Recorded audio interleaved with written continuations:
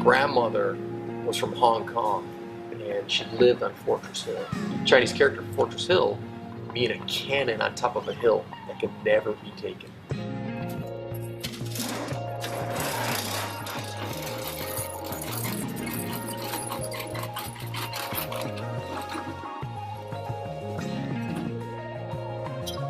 And so Fortress Hill's whole mission was to be world champions on the mat and off the mat. My whole life we were champions on the mat, but off the mat we were acting like a bunch of hooligans and we never cared about anything but just making money. And so I was like, what would it look like if we were champions on the mat and off the mat? And so I started building this concept of, bring glory to God, self-discipline, self-defense, self-preservation of others. But if I could teach other people self-defense, they can protect themselves. But then I took it one more step further, and that was, what if I could teach people to teach other people around the world to defend themselves? I'm best known for what's called Kobujitsu weapons. Kobujitsu weapons is nunchucks, stabs, swords, sai, kamas, throwing stars, shuriken, spikes, knife fight, stick fight, bow stab, all kinds of weapons. The key with the background of Kobujitsu is that it's not just about performing like a sport weapon, it's understanding that there's a fighting application to the weapon.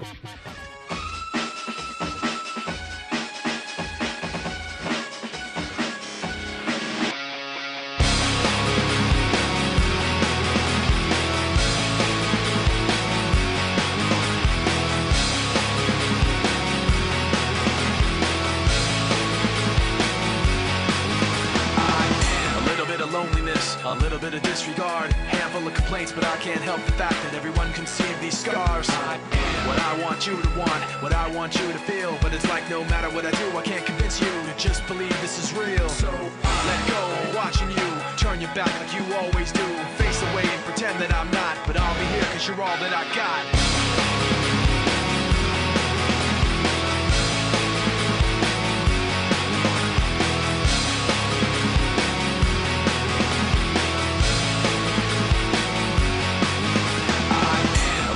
Loneliness, a little bit of disregard, handful of complaints, but I can't help the fact that everyone can see these scars. I am what I want you to want, what I want you to feel, but it's like no matter what I do, I can't convince you to just believe this is real. So let go, watching you turn your back like you always do, face away and pretend that I'm not, but I'll be here cause you're all that I got. I can't face the way I did before, don't turn your back on me, I won't be ignored, time won't change. Don't turn your back on me, I won't be ignored. I can't face the way I did before. Don't turn your back on me, I won't be ignored. Time won't change this damage anymore. Don't turn your back on me, I won't be ignored. I can't face. Don't turn your back on me, I won't be ignored. Time won't change.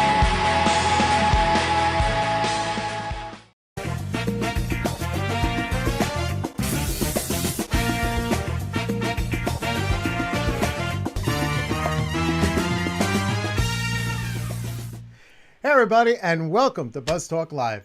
My guest tonight, James Sang Lee.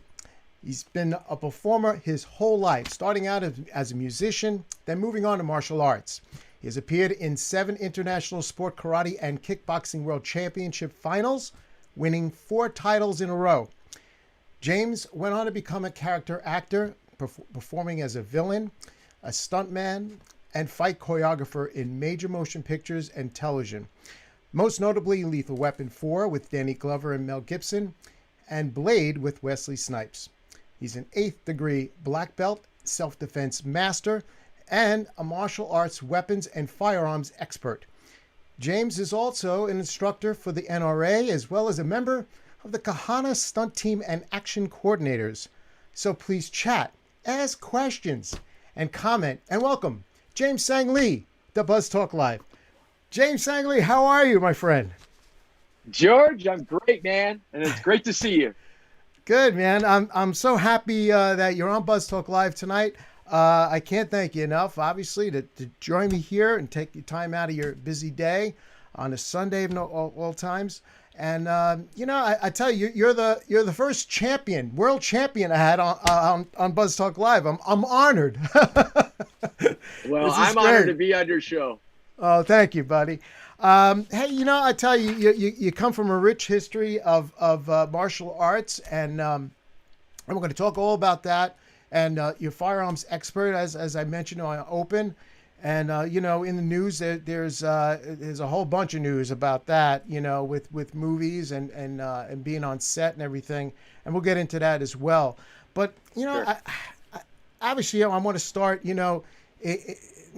the beginning when you got this martial art, thing and got into martial arts and you come from a very your family, your father, I'm sure instilled certain things in you, when you were a young boy. Can you talk a little bit about that? Yeah, sure. Well, first of all, thanks for having me on your show, George. It's just a total honor. I love seeing friends of Mr. Kahana and people that talking about cool things in media, television, and movies. My background, I'm the 4-time ISKA World Champion, and it wasn't always easy, though. I actually grew up studying martial arts as early as around 7 years old in the late 1970s. But part of the major motion behind my career was I actually witnessed my father unfortunately beaten up by a police officer in the 1970s. And don't misunderstand me. I got great respect for law enforcement. I work with them every day. I work with some amazing law enforcement in our community. But that's actually what propelled me was I had a corrupt one many years ago beat up my father. Yeah. Oh, wow. Yeah. Terrible. I'm sorry to hear that. I mean, and you were young at the time. How old were you? I was about 7 years old, and when it happened, I fell to my knees and I started to cry. And suddenly something came over me. I just felt like this urge to sit up straight. I just kind of wiped my face, and I spit out, and I said, that'll never happen ever again. Ever. Really? And I trained and trained and trained, and everything I could get my hands on.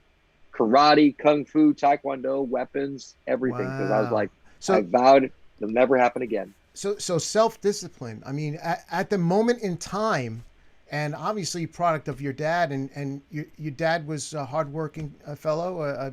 Is he? Absolutely. Yeah. Was my he father, a martial artist too? Was primarily in the motorcycle industry. He had multiple motorcycle dealerships at that time. Right. Wow. That's incredible. I mean, everybody that I interview has a story. And, your story obviously is unique to you and to how you became you with your dad's upbringing and your mom, of course. And then, you just the love of martial arts. But you're also a musician, too, right? You fool around with music. George, when you're Chinese, you're expected to get good grades. You're expected to play the piano, violin, and I think you froze up on me there, James. Come back to me. Oh, George, you got me? Oh, no? There you go. I got you. Okay. I got you. We're good? Amazing. Don't touch a thing. Not gonna touch anything. Sorry, I had to move. I went literally into a different room. I'm thinking we got to try something. Sorry about that. Let's give it a try. No. It's all good. It's all good. So sorry, you guys. No. You know what? It's live. I gotta brush up on my jokes. This is horrible. Anyway, so we were talking about self-discipline and witnessing that at a very young age. And we were talking about music. That's right. So a musician of what? What do you play? Or do you still play? Or is that? Yeah, absolutely. I still play the piano and the violin. I was at the American Academy of Music. Oh wow! Yeah, all the way back to 4th grade. I was in piano from like 4th grade to college, and then violin 4th grade to college, and And then, the martial arts, though, took over. I started winning in the 80s and the 90s. And then, of course, people saw me win the world title. Yeah, no. It's incredible. Look at you there with all the belts. Four in a row. Four championships in a row. That's got to be hard, because you get the one belt, and then it's like, okay, let me see if I can duplicate it. Is it a team of people that surround you to do this? I have video here. I'm going to show. On you. Oh yeah. I got video. Oh, are you kidding? I got video of your competition. I don't know where this falls in being in the finals or in your belts, where we can all talk about that. But let's show the folks, you in action and your team. Okay, awesome. And how this is all happens. This is great. We're at the 40th anniversary of the U.S. Open ISKA World Championship. We're at Disney Coronado Springs Resort. We're here to make history. We went all out for this one. We've got a great team and a great lineup this year. Even brought in the 3-time NASKA winner with us, Carmichael Simon, to seal the deal. I pray we'd have a great time, God, and I pray we would win the ISKA World Championship 2013 in self-defense. I pray we would crush this other team. In the name of Jesus. Amen. Amen. Let's do it on three. Let's do it, man. 1, 2, 3. Well, just so you know, it was 20 years ago, almost to the day, that I moved to Florida to be in the movie business. 20 years ago, this was supposed to be my original last tournament. Never dreamed that I would have 4 wins in a row and 5 attempts and 7 overall in my career for the ISKA World title. I've been working on martial arts for autistic kids, so it's a great launch with this weekend for DragonFly ASD as it launches this weekend too. Champions, ladies and gentlemen, 3-time defending ISKA World Champion, James Lee. Next up on the stage, he has been here before. He's a 3-time ISKA World Champion, James Lee from Orlando, Florida. He is age 42, competes like he's 19.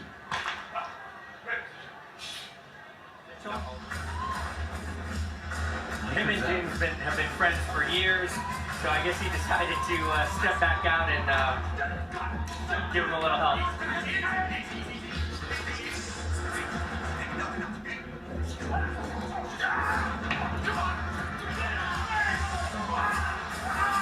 Now, James is also a stunt coordinator, fight choreographer, has lots of TV and film experience behind him.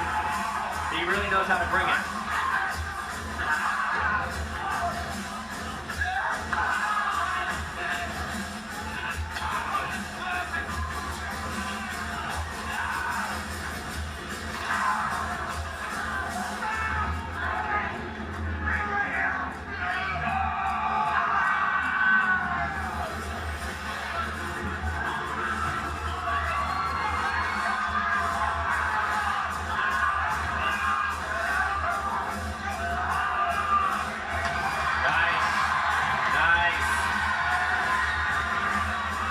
James Lee is always entertaining here at the USA. Score, please. It's unanimous. It's 9.99 across the board. No surprises there. Mr. James Lee. 4 times now the ISKA World Champion. Classic Mr. Dennis Brown. And in honor of his 4-beat, we are presenting ISKA World title belts for his first 3 championships. Ladies and gentlemen, let's hear it for both these fine competitors. Wow, that's awesome, man. Look at you. Look at you. That's some good memories. Yeah, no, look, I mean, that was your 4th belt right there. Yeah, that was my 4th belt, and then that was the year I retired. Oh, okay. Well, hey, you know what? You went out with a bang, and having 4 belts, it covered you. You needed that 4th one covered you. Oh man, I just seen that video. I thank God. I was surrounded by lots of talent. My family was so supportive. I had great teachers, Mr. Kahana. I mean, just great memories. I thank God. Yeah. No, it's great. And I don't know if it happened either during that time or even before that. You were actually discovered from a producer from Baywatch, right? A writer producer from Baywatch. I have it here. What is it? Is it Michael Burke? Is it? Yeah, Michael Burke and Doug Schwartz from Baywatch were with Hulk Hogan when they saw me performing the martial art weapon, the nunchucks. Oh, and wow. Hulk Hogan was like, "Man, we got to get this kid in our movie." You know, I'm 5'9", and Hulk's like, you know, whatever, 6'4" probably. Yeah. And he's like, "James, you got to be in my movie." And I was like, "Sure." You know? Oh my God, you got to listen to the Hulk when he talks. No, but that's great. I mean, you know, like you say, it's great memories, but you know, it's an accomplishment, and all that hard work that you put in prior to that. I mean, did you think that, you know, you had it to be a world champion and to go forward with that stuff? Absolutely. I was always had this drive and idea to be world champion, and I always knew that I could win one. Right. I wasn't sure like how many we could win. I felt like we could always win two. Right. And then when we won three, everybody was like, you know, if you get four, you'll be in the Hall of Fame, because nobody's done that. Wow. Oh, really? So look at you, Hall of Fame. Wow. That's awesome. Yeah. So let's talk about the movies, because, you know, you were, either during that time or shortly after, you got into the movies, and action, obviously, but, you were also acting and doing the stunts at the same time, right? You were a character actor or a villain. Yeah. I mean, most of the how I got started when I was doing weapons, right? So you start first in usually like some type of special skill and stunts, right? And because I was a fighter, I was naturally going to learn the fight choreography and, you know, all of the motions. Sure. But it wasn't until a little bit later that I started doing the acting. You know, I really had to work on that part, because the physical side came really well, but lots of people could do the physical side. When you start having to do your lines and the emotion and the content with your eyes, you know, that's the acting. That's a lot more challenging. Yeah, that's why they call it acting. No, so I mean, look, I've had the privilege of having others stunt people on the show. Sure. You know, Frank Abel from China, and Frank Abel was on the show. He was actually my first stunt man on the show. Fred North, who's a helicopter stunt pilot, I had him on the show. Very cool. So, you know, I've had my fill of stunts and stunt people on the show, but, you know, and each and every one of them comes with a different talent, you know, and you extract the talent that God has given you, and look at you, you know, being with you're a firearms expert, and also you're, you know, with nunchucks and all the different types of martial art weapons that you're expert in, master in. Yeah. And all of that now, you know, is used in the movies or in a scene. You dress a scene with your talent, and you choreograph the scene, right? You're the person that comes on and blocks everything. Exactly. Well, that's how it started. You know, for me, it was first it was the nunchucks, and then everybody started realizing, wow, this guy's good with nunchucks and swords and staff and knives. Right. And then, you know, firearms came into play in the films, and then people were like, wow, James is good with firearms. Let's have him as a villain. And before you know it, I'm doing all these character parts because they're like, hey, we need a villain, and he's good with a knife, or this guy's he's really like a ninja, or this guy's an assassin, he needs a gun. Yeah. And so each piece kept coming along and growing. And with, you know, the notable movies that you were in Blade and Lethal Weapon, how did that all happen? How did that break for you?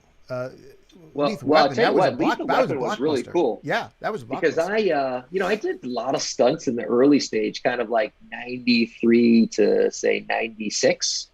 I was in a bagel shop in Los Angeles, California. I was just visiting. And I saw a guy walk in the restaurant, and I said, "Hey," I said, "I think I know who that is." And my buddy's like, "Who is it?" I said, I said, "That's Rick Waugh." And he's like, "Freddie Waugh's son." And the Waugh family, you know, they're very famous, like stunt people. And right. And all of a sudden, I'm like, I'm gonna walk up to him, man. I'm gonna say, "Hey, what's up? I'm James Lee." And he's like, "What? You're really gonna do that?" I go, "I am." And he walked up and he goes, "Hey, I'm James Lee." And he goes, "Oh, I remember you. You were in Sudden Terror.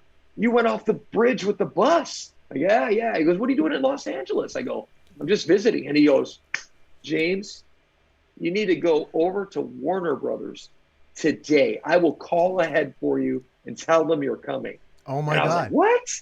And so he called, he goes, "Hey, go to Warner Brothers, go to Lethal Weapon 4. They're looking for Asians." So sure enough, that's how I got into Lethal Weapon 4. And that's with Jet Li, Danny Glover, Joe Pesci. Wow. Yeah, that's what happened. Yeah, because I mean, Jet Li is in that movie, and he was, you know, the star martial artist in that movie. But you were one of the henchmen. I forget the gentleman's name. The father who played this, played the father of the woman that was involved, and they were trying to save. I don't know. You know, George, as you said it, I'm like, I can't even remember what character I played. Right, but you were one of the you were one of the henchmen, and but you know, working with Jet Li, that must have been like an honor, right? I mean, at that time, he was big. Jet Li, he was totally cool. You know, when you're a world champion martial artist, you know who's really a martial artist, who's really a fighter, who's not. Right. And, you know, because we all know making movie tricks as well, right? Sure. Well, when Jet got there, everybody knew Jet Li was good. I mean, he was so fast. I couldn't believe it. And that's coming from a guy who's, you know, and you're world-class athletes. Yeah. I mean, the speed on which you do the nunchucks is amazing. You're really blessed with a lot of talent, and so as far as like the weapons and stuff, and getting into and using weapons in movies, that just you just migrated to that, or you were always a weapons guy? You know, from an early age, I'm originally from Madison, Wisconsin, so I was always around, hunting and archery and shotguns, right? And as a martial artist, especially my area of expertise in martial arts is weapons. Sometimes they're referred to as kobujutsu, and my actual style is Maoheido, which means weapons way. So it's a natural progression to learn ancient weapons and modern weapons. So firearms is naturally in that. Right. That's really cool. These, I don't know what they call them, but I say LED nunchucks that they have. At these. Oh yeah. So look at you there. You're flashing. Is this something? Is this new technology that's out? Well, my new line of lightsabers and sci-fi saber is a new weapon that is the sword, stick, staff, the tonfa, and nunchucks. So this is my new line of LED weapons, and so it's brand new. You check it out at sci-fisaber.com. Oh yeah, this is my design. Oh, okay, cool. Oh, that's really cool, and it's flashy because doing it in the dark that you do, it lights up, and I'm sure there's different colors and for performance, this is great. Good stuff. Oh yeah, comes in green, blue, red. It's a lot of fun. I just did a seminar for kids yesterday, and they had a great time. Because everybody loves Star Wars, so yeah, right. With the saber, right? Exactly. I want to go back to weapons because it's a hot topic in the news today. With the movie Rust, with the Alec Baldwin story, and it's a big, I don't know if it's a controversy because it happened and it's very sad what happened, taking the life of the cinematographer there, and what happened on the movie set. I can't even remember the last time anything like this happened. Maybe it was hush-hush that they didn't talk about it. But I don't remember hearing anything like this in the news. Maybe because it's Alec Baldwin, but I'm sure, and I want you to speak to this, but I'm sure that Sure. there's safety measures. My God, you're talking a firearm, and you see these westerns shot and all this, action movies, and they're shooting all the Oh, yeah. time. I don't know. What's your take on what do you think happened, or? Sure. Well, first and foremost, I mean, just tragic what happened to Helena Hutchins. That should never have happened. My background is, as you know, is a weapons expert. So I am the guy that's usually on set teaching people how to use weapons, whether a knife, a stick, or a gun. Right. To give you an idea, context in how weapons, it's always keep a gun pointed in a safe direction. Always keep your finger off the trigger, and always keep a gun unloaded unless you're actually going to shoot it, right? So that's the normal safety rules in firearms. Now, when it comes to film, it's even stricter. A lot of people don't know this, but on the set, you have the armorer, you have law enforcement, you have the person going to use the gun. And even before the person has the gun, the first AD has to clear it. The people all look on the scene that the gun is safe and clear, and then the person uses the gun. So all of these precautions are in place. And I'll give you time context when the last time something like this happened. 1994's The Crow with Brandon Lee was the last time it happened. And the reason why is because, unfortunately, when Brandon was killed, that put many of these rules into place that we use today. So somebody on the set broke a rule, or some criminal activity is still, being investigated, of course, but it should have never happened. But you did mention law enforcement there. This was shot in New Mexico. It looked like in a desert type of town, whatever. And with the precautions of a production company coming in, shooting a movie, shooting a scene like this where there's firearms, you're saying that there's law enforcement there on set. Hello, there's law enforcement there. So it doesn't that, make it even worse that there's law enforcement there? Here's the thing, though, with what you're saying, though, and this is what we're hearing is some of the stories are still coming up about the Rust set. So I just filmed, George, on the action thriller The Plane with Gerard Butler. Yeah. Okay, I've been gone for 2 months. This movie comes out next summer. It's going to be awesome. Now, I play one of the 4 mercenaries. Okay, so you got 2 Navy SEALs. You got an Army recon guy. You got me as a firearms expert. You have 3 law enforcement. You have the armorer and 2 assistants. That's 10 people that know how to use weapons and use weapons well. Now, granted, I was on a big action movie. Now, I don't know if Rust was skimping out on money, not paying people, because we're starting to hear these stories that they were cutting here, cutting there. People were arguing. Yeah, people were walking out or all something of this like stuff. that. Yeah. So I'm wondering if they weren't paying people. Interesting. Wow. Well, how unfortunate is that? I mean, it comes down to somebody's life because people are not getting paid. Should have never happened. My head's spinning here. No, but it's like you go back to procedure, and we'll finish off with this. But as far as procedure on a movie set, yes, safety procedures are taken. There's the armor, and then there's the first AD who's supposed to make sure safety is on set and everybody's safe.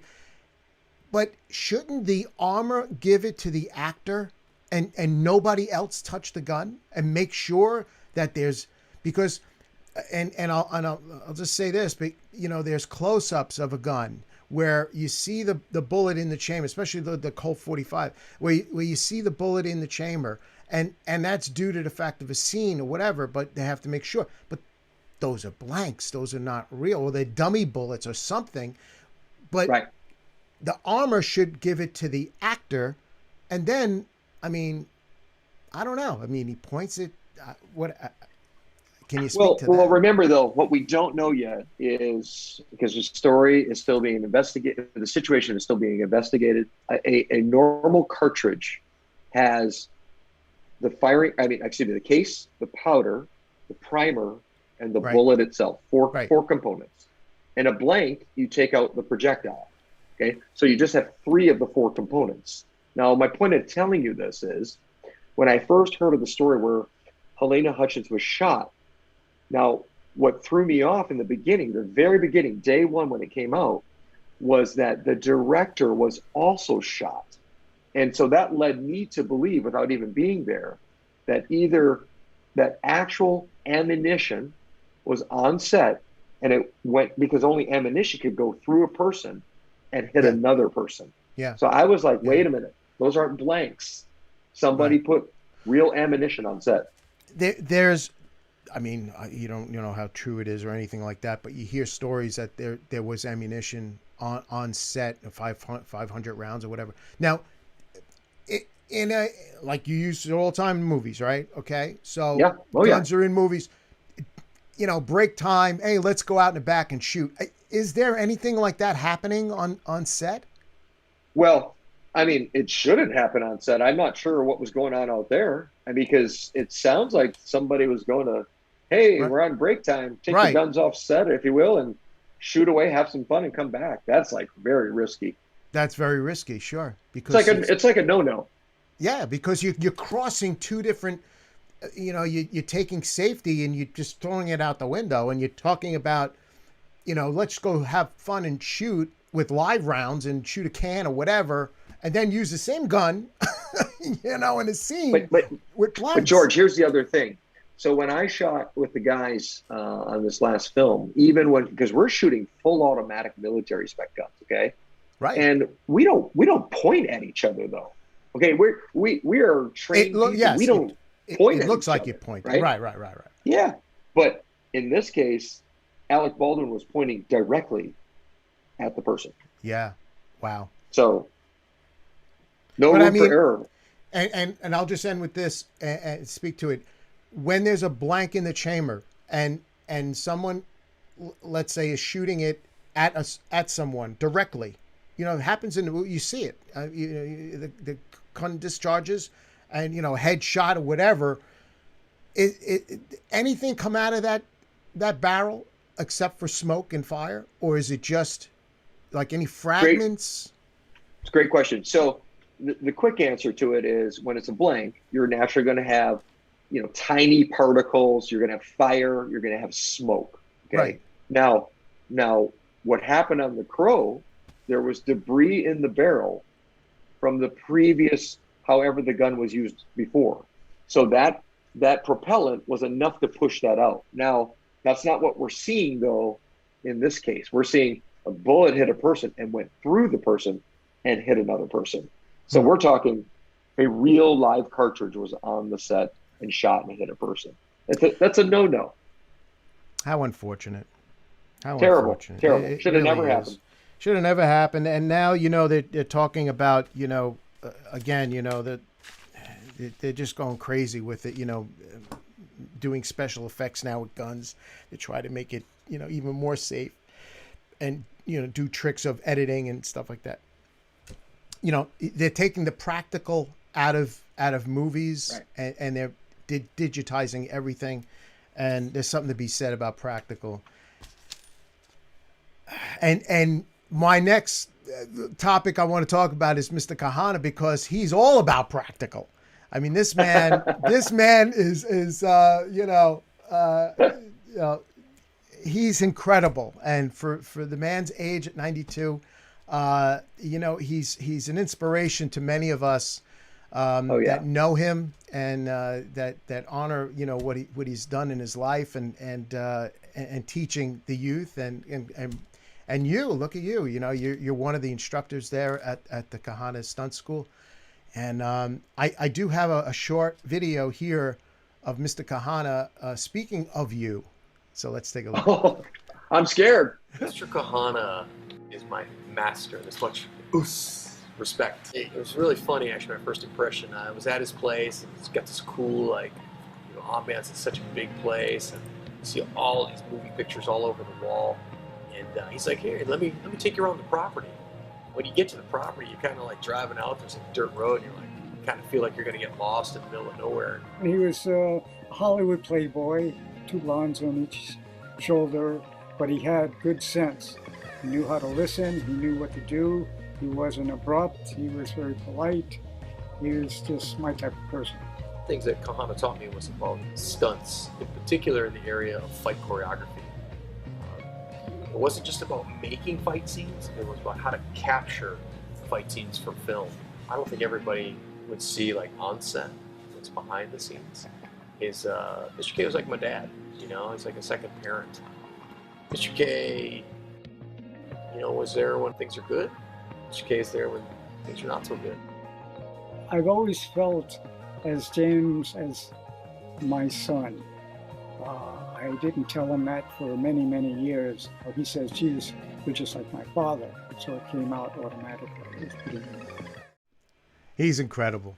He really is. He is incredible. He is incredible. And everybody, you know, is so passionate about him too, because of when he touches something and he believes in somebody, he goes all out. And you know, I'm honored to know him, and so are you.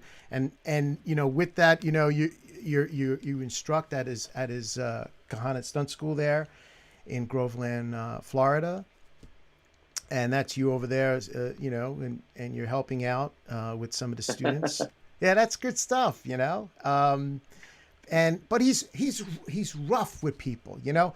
But you know, not you got to know him to love him. You know, he's that type of guy, you know. And but for a new student coming in to the school, it might not be, you know, he might not, you know, take off with that person too well, because maybe he's not asking the right questions, or you know, he's there for something else other than, you know, learning, you know, Kahana's way. And you know, but you know, you as an instructor at the school, you know his way, so you know you're an extension of Mr. Kahana.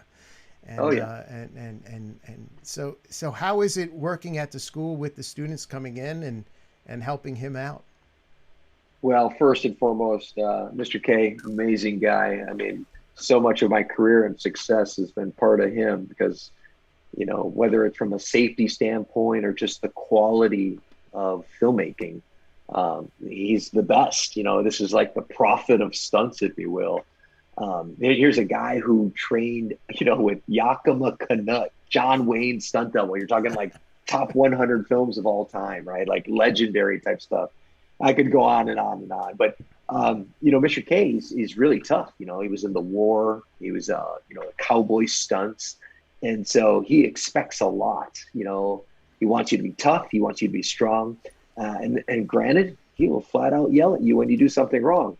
But it's not because he's mad at you. He doesn't want you to die, right? Yeah. Stunts is dangerous. People forget that when you jump off a building or you're smashing a car, you don't do that in everyday life. So you need to be ready, have your body ready, and know what you're doing. A lot of times people, when they do stunts, they're just like, they're daredevils. There's a difference between a stuntman and a daredevil. A daredevil is just wild, loose, crazy. A stuntman is trained, is ready, and, you know, is prepared. Yeah. So there's a big difference. The younger generation, sometimes when they're around Mr. K, they're like, you know, they're so stunned because nobody's ever yelled at them, really.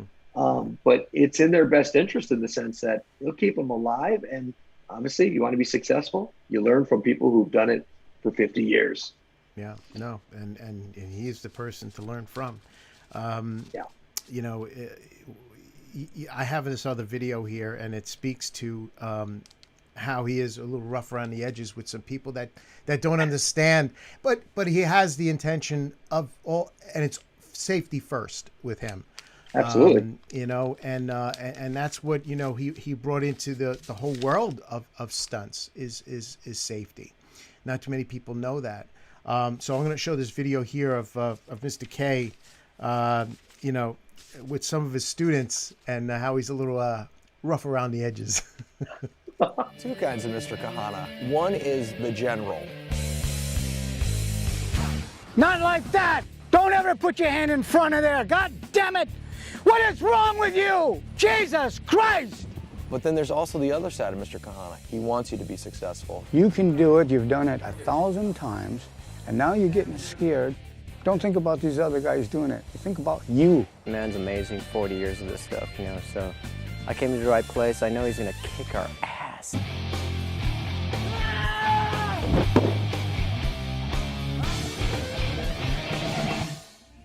So, James, what's the highest you've jumped before? 4 stories. When you're looking up, doesn't look so high. A lot can happen from here, from a danger aspect. I say we take a watermelon and put it to the test to see what happens if you do not do what you should do. Let's try. Let's do it.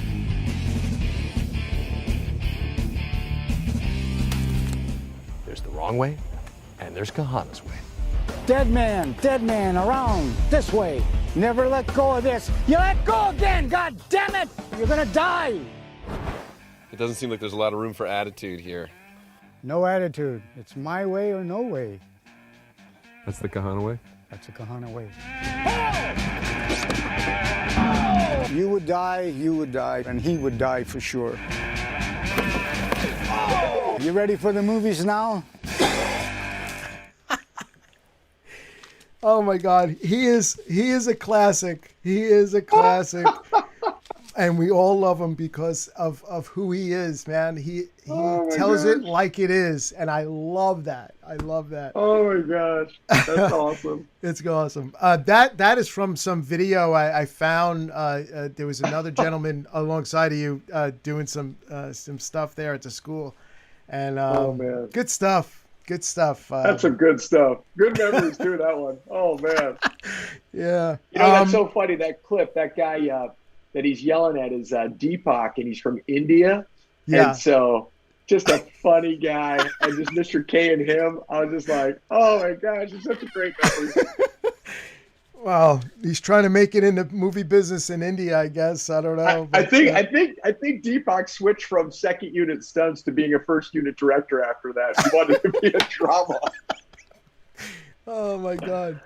Well, look, you know, but he's so right. It's either getting or doing it his way, and because he's done it all, man. He's seen it all. Oh yeah. This is the man that did a stunt without any safety, going a plane to plane transfer in a passenger 57. Who does this? I mean, he actually risked his life doing on a wire with no safety. You know, how many thousands of feet up in the air. The man is incredible. Anyway, I could talk about that man the whole day. Anyway, but no. So I mean, I want to talk about, you know, some of the involvement you have with you know, some of these brands, and I know Fortress Hill is yours, right? Is your training facility? Oh yeah. And DragonFly. Now DragonFly is all about you know, autism and autism awareness. Talk about that. Yeah, DragonFly, totally awesome. I'm actually wearing the Sci-Fi Saber shirt too. So Sci-Fi Saber and DragonFly are connected. Years ago in the World Championship years, you know, I started winning again, George, and my family was like, you know, we're winning a lot later in career than, you know, my earlier years winning. And we're like, we really felt like God was doing something to put us on a pedestal, if you will, a platform again, to promote martial arts for the autism world. We were working with the leading people, Paragon School, Yale Medical. We had worked with a little bit with the leading person in Asperger's in the world. And they were finding that kids with autism and Asperger's syndrome were learning and improving their health and life by learning martial arts. And so we were producing martial art videos, curriculum specifically for the autism community. Amazing program. We're doing it still now with CAC, and now using the lightsabers from Sci-Fi Saber to help the autism community. This is incredible, what you're doing, and you're helping out that community. You know, they're, you know, it's unfortunate, but you know, their willingness to, and they're so focused, you know, Asperger's and autism. You know, but I wonder, I'm just curious, you know, as far as working with a student that has inflictions like that, how is their take on martial arts? How is it? How, you know, do they understand it? Do they? Yeah. See, the key is, you know, a lot of people say, well, yeah, we have a martial arts school, James. They can come over and learn martial arts, and it will benefit them. You know, martial arts can help anybody because of the exercise. But here's the difference. With autism, you have to be precise. What I mean by that is you can't say, put your hand in front of you and just put your hand in front of you. You have to be very specific. Put your hand all the way in front of you, stretch it out, put your fingertips all the way out. What I mean by that is you have to help them describe that spatial distance of what you want them to exactly do. Now, let me tell you, once they know that exact precision, they will do it every single time. That's what makes them so good, because once they know how to do it, they'll do it every time. Perfect. That's great. You know, it's great that you're involved with that, and you're giving back, and your talent and your you know, what you do, and helping out that community. It's wonderful. It's really good. Really good. Yeah. Total honor. It's a total honor to be part of it. Oh yeah. Oh, absolutely. So talk about this new movie you're in here, The Plane. Oh yeah. So well, let me start with the picture. Gerard Butler. Oh, Gerard Butler, come on. Oh yeah. That guy's That's awesome, man. Yeah. Yeah. Gerard, by the way, Gerard had his birthday yesterday or the day before, so just had his birthday. Oh, wow. Great guy, very funny, by the way. He's super funny. He's quite the prankster on He's set. from Scotland, right? He's Scottish. Yep, from Scotland. Yep. Yeah. Great guy. He you know, obviously I have some non-disclosure agreements, so I can't tell you everything. Sure. But the movie The Plane is about Gerard Butler as a commercial airline pilot. The plane gets into a storm and crashes into a war zone. So Gerard, being the cool guy he is, an action guy, he's protecting all his passengers. And I play one of the 4 mercenaries on the rescue team to go save Gerard Butler and the people. And so you're seeing me in this picture that you put. The armorer is training me on the Barrett 50 caliber sniper rifle. Damn. That thing is like 50 pounds loaded. Wow. I mean, I was running through the jungle with a 50-pound gun. Like it was exhausting. But dude, you got to be in shape to handle one of these guns. I mean, you know, just like you're saying, you're running with 50 pounds, you know, it's not a plastic gun. Hello. This is a weapon of war that, you know, you're running with, and look at the size of that thing. Yeah. It's like about 4.5 feet long, 50 pounds, that thing. Wow. Yeah. That's cool. But great movie. It's going to be out. They were talking about an early release, but I think it's going to be summer of 2022. So we're super excited. It's going to be in the theater. It's Lionsgate. So big action film in the theater. Yeah. No, that Lionsgate makes good action film, and it's in post right now, right? They're working on editing. Yeah, we just finished filming about 3 weeks ago, and then where was it I got shot? to come home. Where was it shot? San Juan, Puerto Rico. Oh, okay. All right, that's cool. Wow, that's great, man. That's great. Oh yeah, fun times. This was really a pleasure to have you on the show, James. I can't thank you enough, man. George, my pleasure, man. It's great to see you and great to be on the show. Yeah, no, and thanks again, and you know, best of luck with you know, your everything that you do, and Fortress Hill, and all that, and to continue on with the movies. Any other things lining up for you other than being in this one? Is it you see that forecasting for you? Well, I got home from The Plane with Gerard Butler's team, and then right away I went into the Florida's Orlando Opera. So I was in La Traviata as an FBI agent in the opera. Oh, and wow. Now I'm getting ready to do some photo shoots with some weapons, the Fostech Origin 12, the fastest semi-automatic shotgun in the world, and the CZ Scorpion. So next up is a photo shoot, and then we'll... photo shoot with guns. Photo shoot with guns. I love it. And then we'll be making some new lightsaber videos with Sci-Fi Saber coming up for the kids. I mean, that's got to be cool to, shoot all these guns and to handle them and to know how to handle them. And I'm sure you have to do research and whatnot, but I think how many guns have you shot in your life? You have a number?